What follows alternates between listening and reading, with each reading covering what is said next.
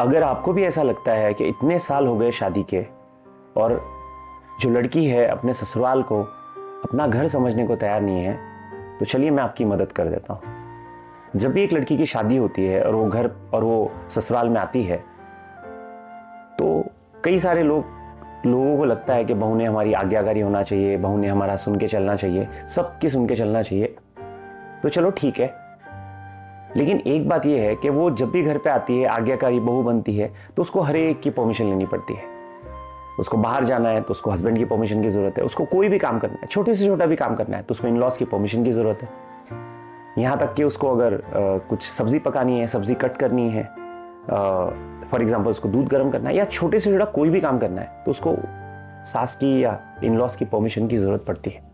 वो घर में एक भी अपनी मर्जी से एक भी छोटे से छोटा डिसीजन नहीं ले सकती। इमेजिन करो, और उसको बेटी समझने को भी कोई तैयार नहीं है। उसको बहू समझा जाता है कि वो सबको समझ के चले। क्या हम उसको बेटी की तरह समझते हैं? कभी हमने कोशिश की है कि अपनी बहू को बेटी की तरह समझा जाए? इमेजिन करो, बेटी जब आपके घर पे आती है तो आप उसको बिंदास फ्री वो जैसा बोलेंगी वैसा हम सुनने को तैयार है। क्या हम बहू के केस में ऐसा करते हैं? क्या हम बहू को बेटी की तरह फ्रीडम दी है हमने? बेटियों के लिए हमारे पास फ्रीडम है, लेकिन बहू के लिए हमारे पास फ्रीडम नहीं है, उसके लिए रेस्ट्रिक्शन है।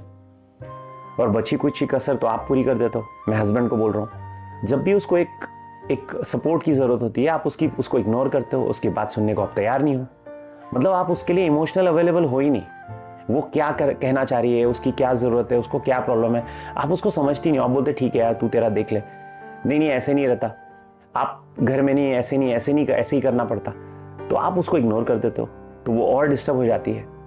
और घर में जब सब कुछ अच्छा हो रहा है तो चलो अच्छी बात है, वो सबकी वजह से हो रहा है। लेकिन घर में अगर एक भी चीज अगर बुरी हो जाए तो उसके लिए उस बहू को पिन पॉइंट किया जाता है, उसको बुरा भला बोला जाता है, उसको ताने मारे जाते हैं कि नहीं उसकी वजह से हो रहा है, उसको जिम्मेदार ठहराया जाता है।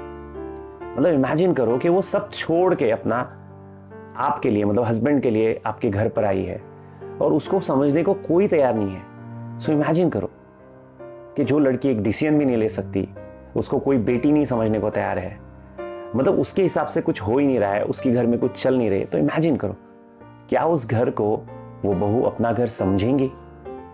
सोचने वाली बात है।